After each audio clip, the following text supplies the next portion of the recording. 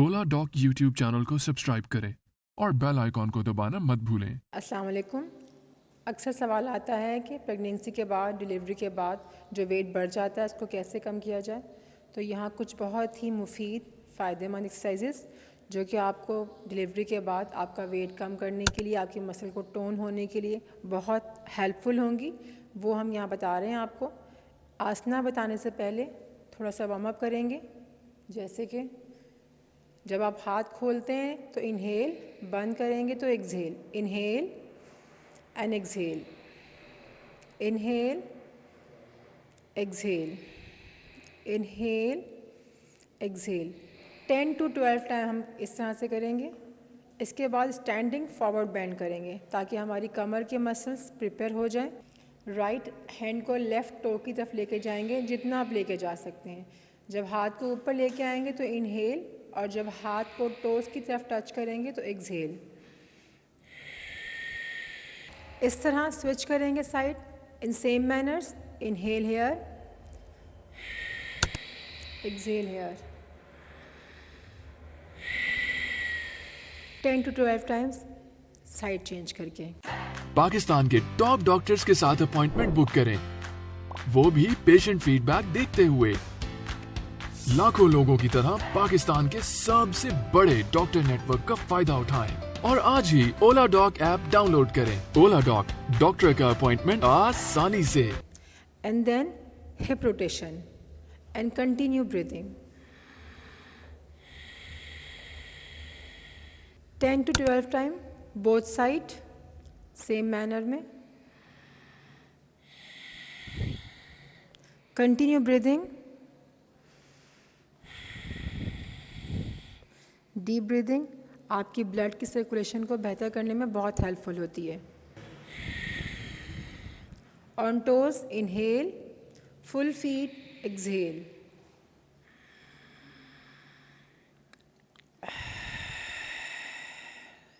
Eight to 10 time आपने इसको repeat किया।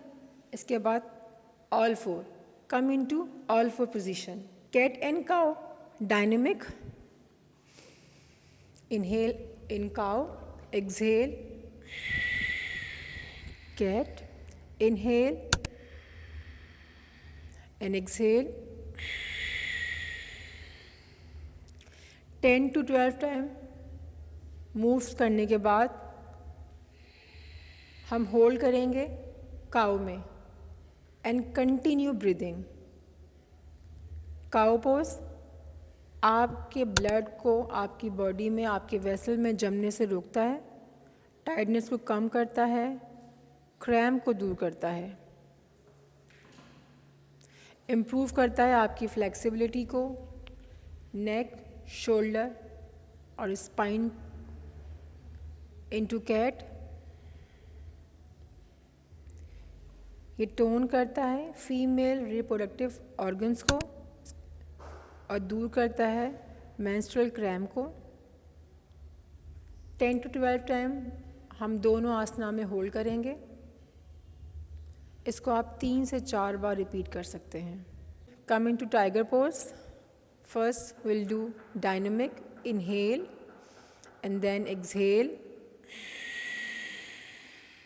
Inhale, exhale, inhale and exhale. Switch side 10 to 12 time each side हम करेंगे dynamic. Inhale and exhale, inhale and exhale. Right side पे tiger pose में hold करेंगे। Tiger pose आपके sciatica nerve को रिलैक्स करता है, डाइजेशन को इम्प्रूव करता है, ब्लड सर्कुलेशन को बेहतर करता है और इसके साथ साथ आपके हिप और थाइस के फैट को कम करता है। 10 to 12 सेकेंड होल्ड के बाद स्विच करेंगे साइड को। आप अपनी लिमिट को पहचानते हुए इसको 10 से 12 सेकेंड या उससे कम या ज़्यादा कर सकती हैं।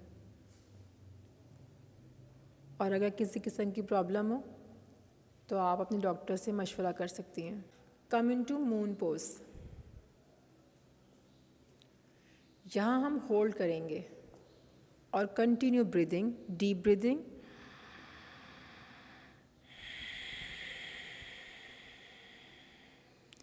यह आपके बैक एक के लिए, आपके नर्वस सिस्टम के लिए बहुत बेनिफिशियल है। आपके पेल्विक मसल का तमाम प्रेशर रिलीज़ करने में। Deep breathing continue. ये एड्रिनल ग्लैंड के फंक्शन को भी रेगुलेट करता है और किसी भी किस्म के बैकएक के लिए बहुत फ़ायदेमंद है। इसको आप ड्यूरिंग प्रेगनेंसी भी कर सकते हैं। अपनी प्रेगनेंसी में जो आपको क्रैम्प पड़ते हैं उसको कम करने के लिए बहुत बेनिफिशियल है। Then come into cobra pose.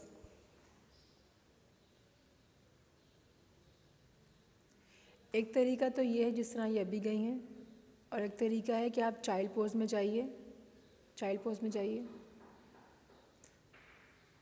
And directly come into cobra pose.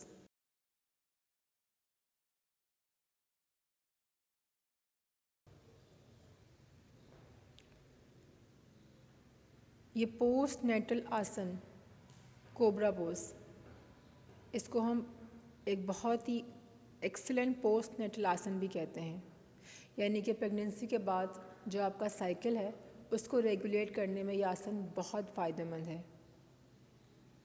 यह आपके एब्डोमिनल मसल्स को, पेल्विक रीजन के मसल्स को स्ट्रेंथ देता है, टाइट करता है। इसके साथ आपके लिवर और किडनी के फंक्शन को भी बेहतर करता है।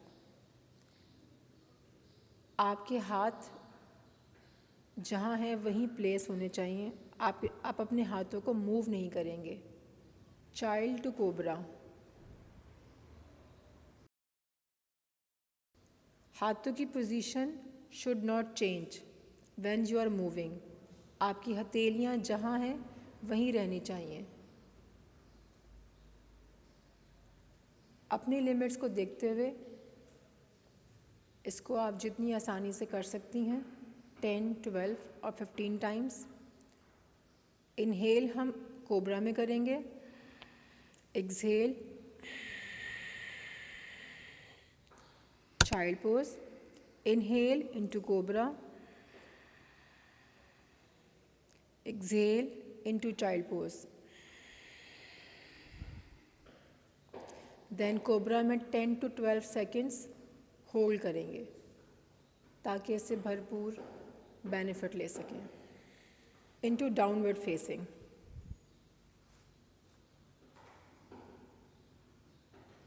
हिप को आप छत की तरफ रखेंगे। आपके पाँव की हील्स उठी हों, घुटने बेंड हों, इट्स ओके। आपकी कमर बिल्कुल सीधी रहनी चाहिए। घुटने बेंड भी हो सकते हैं, हील लगे या ना लगे। आपकी कमर, हिप और शोल्डर एक लाइन में होने चाहिए। And continue breathing. इसमें बहुत अच्छा एक्सहेल करेंगी। Come into all four and then rabbit pose. ये वेरिएशन है हेड स्टैंड की। जो फ़ायदे हेड स्टैंड के हैं थोड़े से कम, लेकिन तकरीबन वही फ़ायदे आपको इस रैबिट पोज से होंगे। यह आपकी स्किन को बेहतर करता है, आपके मूड को बेहतर करता है, आपके एंजाइटी को रिलीज़ करता है और आपके स्ट्रेस को कम करता है। इसे भी आप प्रेगनेंसी के दौरान भी कर सकते हैं और डिलीवरी के बाद भी। 10 to 12 या फिर अपने लिमिट के अकॉर्डिंगली इसको आप जितना ज़्यादा होल्ड कर सकते हैं आप करेंगी। And then again into child pose and relax and continue breathing. Normally लोगों का ख़याल होता है कि प्रेगनेंसी के बाद यानी कि डिलीवरी के बाद वेट को कम करना आसान नहीं है, लेकिन वेट कम करना डिलीवरी के बाद ज़्यादा आसान है आम हालात के मुकाबले में। ये पोजेस जो हमने अभी किए हैं, जिनमें cat and cow, tiger pose, moon pose, cobra pose और रैबिट पोज, ये तमाम आसनास आपकी बॉडी को बेहतर बनाने में, उसको दोबारा शेप में लाने के लिए, आपकी फर्दर प्रेगनेंसीज़ को बेहतर करने के लिए और इसके साथ साथ आपकी बॉडी के वज़न को कम करने में बहुत फ़ायदेमंद साबित होंगे।